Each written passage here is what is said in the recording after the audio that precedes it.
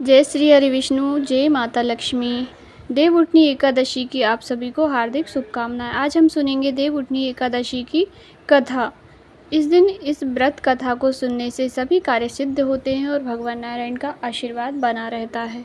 देवउठनी एकादशी पर भगवान विष्णु की विधि विधान से पूजा करके उनको जगाया जाता है। इस दिन उनकी प्रिय चीज़ें जैसे सिंघाड़े, गन्ना, शकरकंदी, मूली और केले फल का भोग लगाया जाता है। इस दिन भगवान विष्णु बेहद प्रसन्न मुद्रा में होते हैं। विधि विधान से उनकी पूजा करने और व्रत कथा का पाठ करने से आपको देवउठनी व्रत को दुगना फल प्राप्त होगा। आइए देवउठनी एकादशी की व्रत कथा सुनते हैं। एक राजा के राज्य में सभी लोग एकादशी का व्रत रखते थे। वहाँ की प्रजा, नौकर चाकरों से लेकर पशुओं तक को एकादशी के दिन अन्न नहीं दिया जाता था। एक दिन किसी दूसरे राज्य का एक व्यक्ति राजा के पास आकर बोला, महाराज कृपया करके मुझे नौकरी पर रख लें। तब राजा ने उसके सामने एक शर्त रखी कि ठीक है, रख लेते हैं, लेकिन रोज तो तुम्हें खाने को सब कुछ मिलेगा, पर एकादशी को अन्न नहीं मिलेगा। उस व्यक्ति ने उस समय हाँ कर दी, पर एकादशी के दिन जब उसे फलाहार का सामान दिया गया तो वह राजा के सामने जाकर गिड़गिड़ाने लगा, महाराज इससे मेरा पेट नहीं भरेगा, मैं भूखा ही मर जाऊंगा, मुझे खाने के लिए अन्न दें। राजा ने उस शर्त की बात याद दिलाई, फिर भी वह अपनी बात पर अड़ा रहा और अन्न छोड़ने को राजी नहीं हुआ। तब राजा ने उसे आटा, दाल, चावल आदि दिए। वह नित्य की तरह नदी पर पहुंच गया, स्नान कर भोजन पकाने लगा। जब भोजन बन गया तो वह भगवान को बुलाने लगा, आओ भगवान, भोजन तैयार है। उसको बुलाने पर पीताम्बर धारण किए हुए भगवान चतुर्भुज रूप में आ पहुँचे और प्रेम से उसके साथ भोजन करने लगे।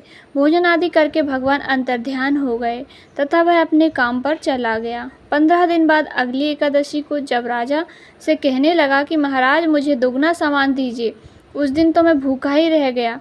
राजा ने पूछा तो उसने बताया कि हमारे साथ भगवान भी खाते हैं, इसलिए हम दोनों के लिए ये सामान पूरा नहीं होता है। यह सुनकर राजा को बड़ा आश्चर्य हुआ। वह बोला, मैं नहीं मान सकता कि भगवान तुम्हारे साथ खाते हैं।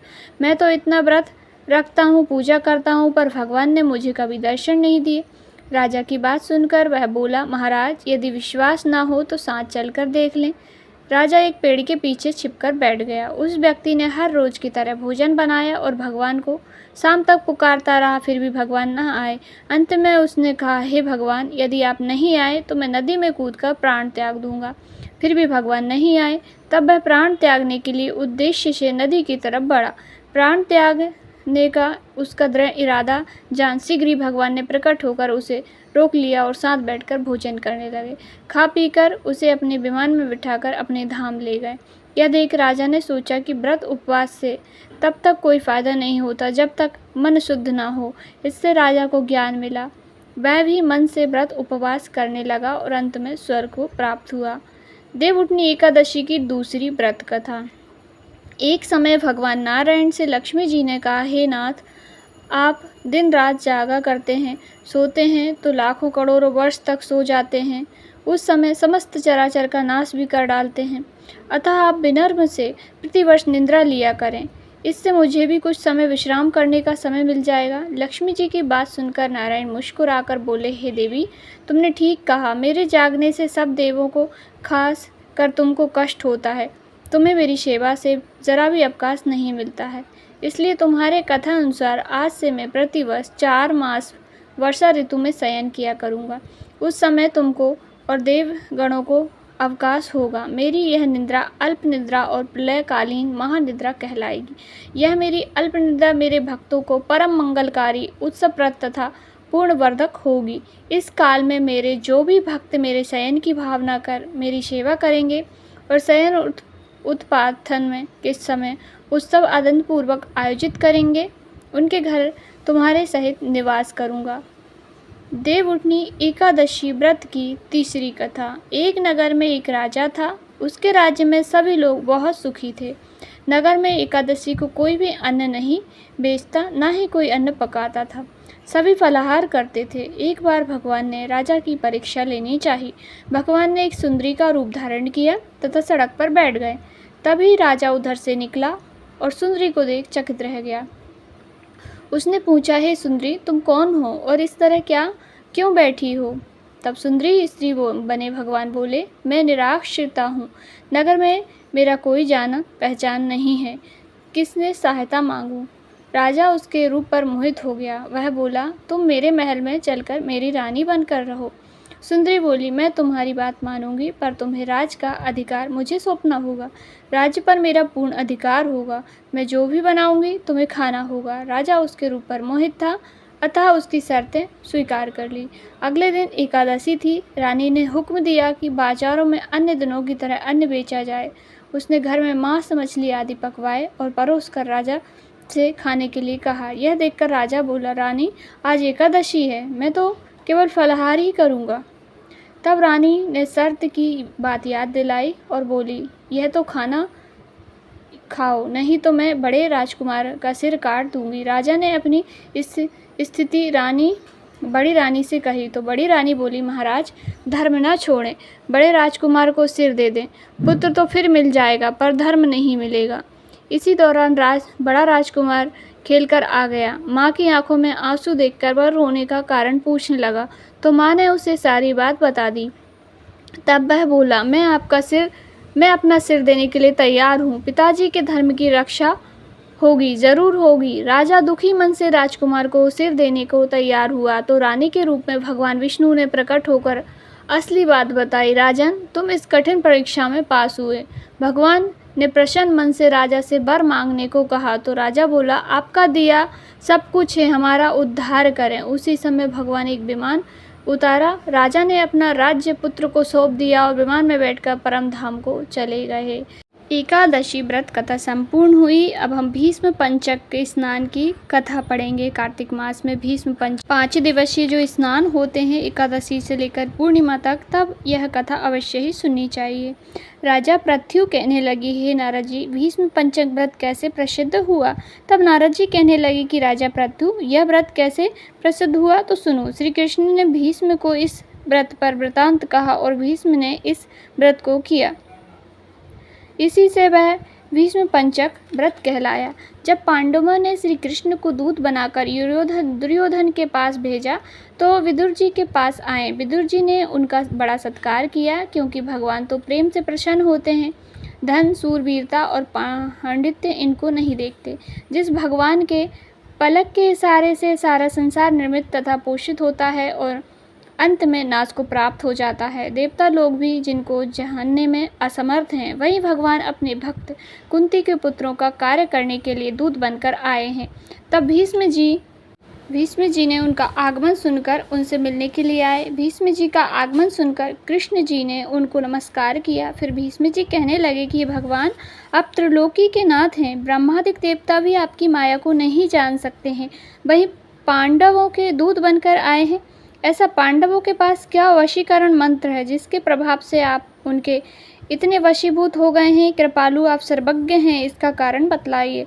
आप तो समदर्शी हैं, किंतु आप श्रद्धालुओं को छोड़कर पांडवों के दूत बनकर आए हैं, पांडवों के दूत बनकर गए हैं। तब श्री कृष्ण जी हंसकर कहने लगे कि हे गंगा पुत्र, यद्यपि वह बहुत गुप्त बात है, फिर भी मैं तुमको बताता हूँ, कहता हूँ। इन्होंने ऐसा व्रत किया है जो मुझे अति प्रिय है, उसी कारण से मैं इनके वशीभूत हुआ हूँ। अब मैं तुम्हारे प्रश्न का उत्तर देता हूँ। पूर्व काल में उज्जैन नगरी में 5 ब्राह्मण थे, जिनके नाम कवि, सुचि, दृढ़, दत्त और हंस। ये पांचों ही वेदों को जानने वाले रूपवान युवावस्था को प्राप्त थे। गंधर्व विद्या में बड़े प्रवीण थे। उनके राजसभाओं में गान विद्या दिखाते, अनेक देशों में घूमते और फिरते ऐसा द्रव्य प्राप्त करते थे। एक समय में मथुरापुरी में सुबीर नाम के राजा के पास आए।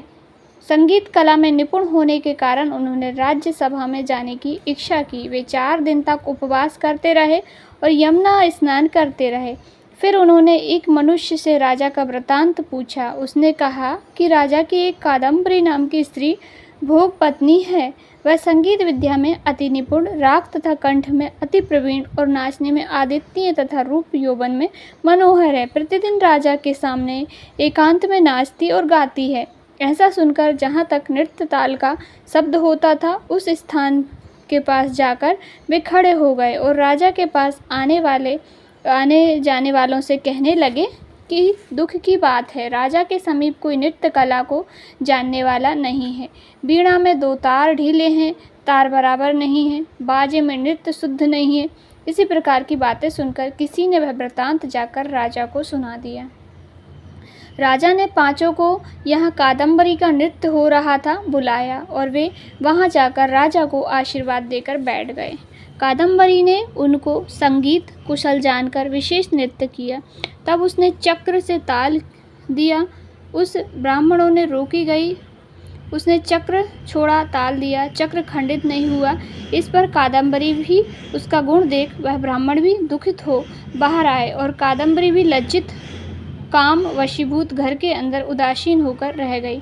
फिर चोरी से एक सखी को ब्राह्मणों के पास भेजा और उनको यह संदेश दिया कि तुम पांचों में से एक एक प्रतिदिन आकर मुझको एकांत में अपनी अपनी विद्या और गुण दिखाओ। ग्राम से दूर उत्तरी कोण में यमुना के तट पर जन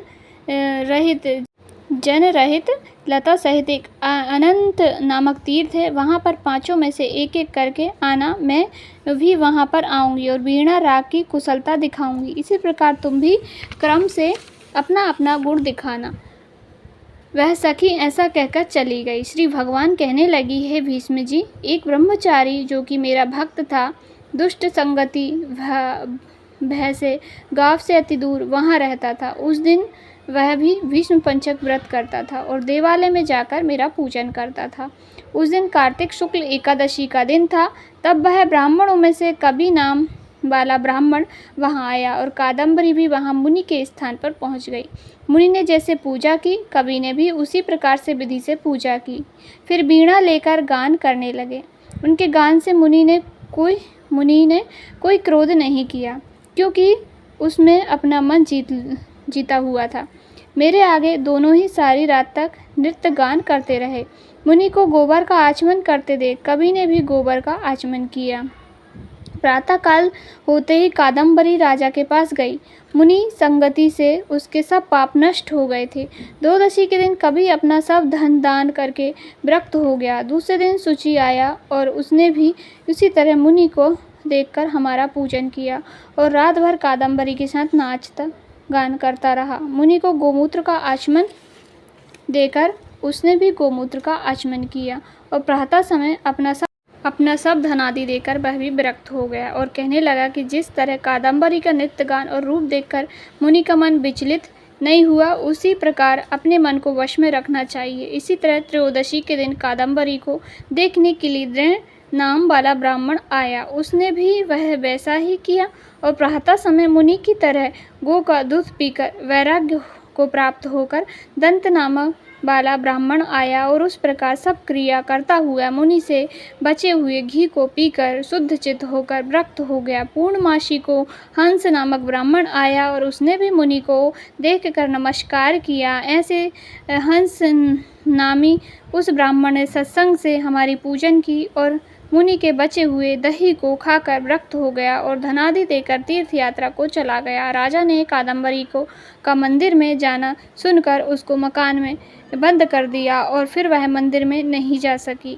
हमारे सामने कार्तिक में गायन करने से कादम्बरी द्रौपदी हुई और हंस नामक ब्राह्मण कार्तिक के महीने में आंवले के नीचे श्राद्ध करने से युधिष्ठिर हुआ। एकादशी के दिन जागरण करने से कवि का नाम ब्राह्मण मेरा अंश अर्जुन हुआ।